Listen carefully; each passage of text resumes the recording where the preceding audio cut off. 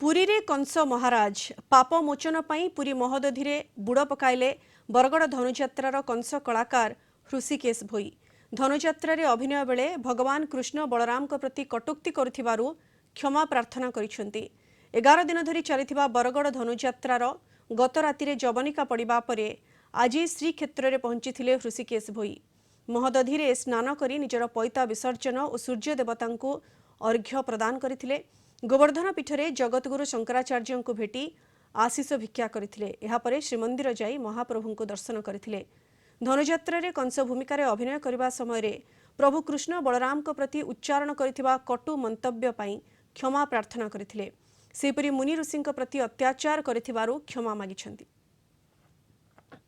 नाथ स्वामी नयन पथगामी भवत तुम्हें ही सब प्रभु धर्मर जय अधर्मर विनाश पाई प्रचार प्रसार करने तुम्हें ही ये शक्ति देउछ, तुम्हें ही ये निर्देश देउछ। से मु कंस भूमिका अभिनय करुछि। तथापि आज आपणकर चरणार बिंदरे मु शरण पशि आपण को क्षमा मागुछि। हे जगन्नाथ, मु जहाँ भी करिछि एटा आपणकर निर्देश करिछि। जदि भी किसी भूल होता है ताहले मते क्षमा करिबो बोली मु आपणकर शरण आपणकर चरणाबिंदरे मु शरण पशुछि।